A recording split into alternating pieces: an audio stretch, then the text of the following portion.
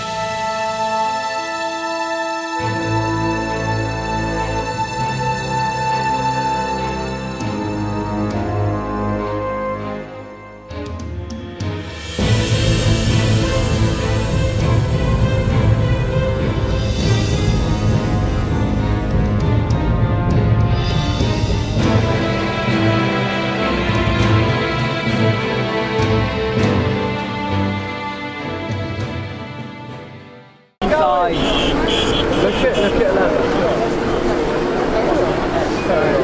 Oh, that's just such. Oh yeah, Ed's clean. Ed's clear.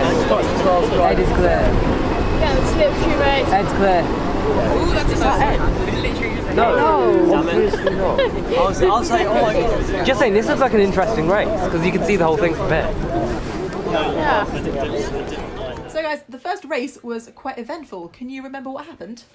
So we were travelling at quite a decent rate, moving efficiently and progressively, when a car managed to get its wheels tangled in the finishing line and its wheel got ripped off.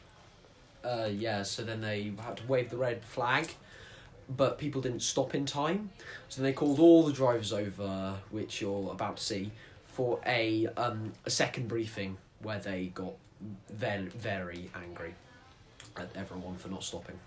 So did FFO1 do okay in the race? Yes, we did quite well. We were travelling at decent speeds and we thought we'd done well.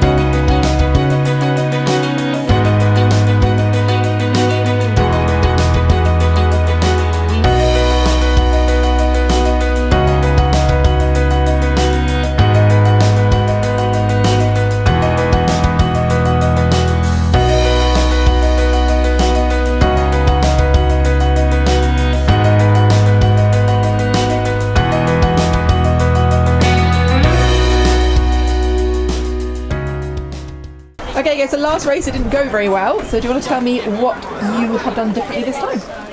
Should I start with electrical? Okay, so we were having problems with range on the antennas, so we've completely changed up how we're sending the data from the car to the pit lane. So instead of using 433 megahertz communication and 2.4 gigahertz communication, we're moving to SMS messaging. We are sending messages every 5 seconds, but data points are taken every 1 second.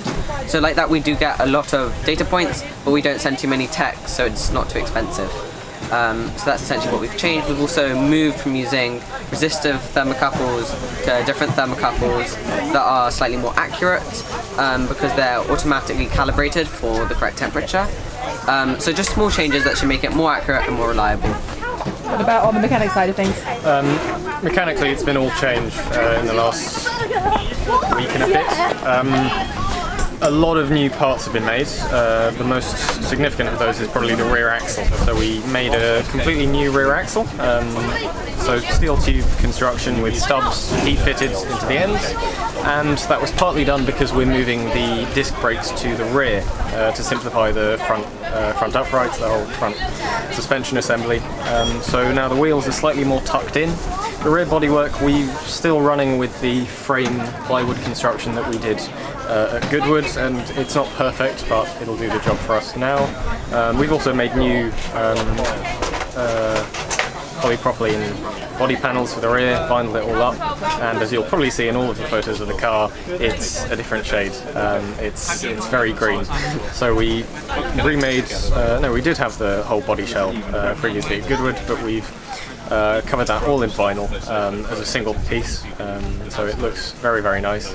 And then working forward to the front end, the rise height adjustment, even though it was there, it was very tricky to actually do previously because it was just a round aluminium bar that we had to try and rotate. But now I've made it out of steel and I've milled a hex section halfway through, so you can get a spanner on it and really change the ride height. So there's that, there's the rear end braking, and then minor tweaks to mainly bodywork, to be honest. But yeah, a lot's changed. I was used to know when this. So guys, can you tell me how FFO2 did in its race? So as you can see, FFO2 does not accelerate incredibly quickly, but this is just due to the belt drive and the ramping on the porter.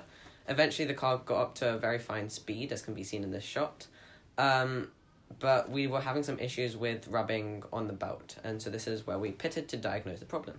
So we had a slight mechanical issue, decided to pull the car in just to inspect it. We thought we misidentified it as rubbing, but then we found something loose in the back of the car, so we managed to fix that, and at the same time we did a ratio adjustment on the drivetrain for the last few laps.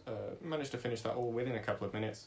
A few slight adjustments as well, like tightening the wing mirrors down, and then we were back out for the last few laps of the race. So the last few laps went very well, but eventually we had to pit. As you can see, the car's going very fast, but eventually we had to pit due to a low voltage. Yeah, there's a ball joint. Yeah, there's supposed to be a bolt. There's supposed to be a bolt that comes up through there. Very responsive. And it's gone. Do you want to document that? Right, what's happened? Okay, so one of the kingpin components, an M8 socket cap, was supposed to go there, fell out mid-race, and no one noticed. It just kept going. So I'd like to say I did design that in the steering geometry, just in case something fell out. So that's astounding that it's still... Daisy, you just didn't notice that, did you? So hopefully it'll be a... partially because if you put force upwards, it sort of locks it in place. I'm surprised it didn't rock inwards and outwards. That is quite astounding. But that didn't damage anything, thank God. It's literally just one bolt that's come out. There's no damage to anything else. Did it just undo? Yeah, it just undid. That may have been what I heard, but I heard it at the back, so I don't think it was... Maybe it got caught in something. You know, it fell out, slid to the back, got caught in the motor. Wait, guys. After a busy day at Dunsfold Park, we've got 1 week to prepare for Castle Combe. But in the meantime, if you want to see how the boys are doing, you can follow us at Firefly F24. We're pretty much everywhere.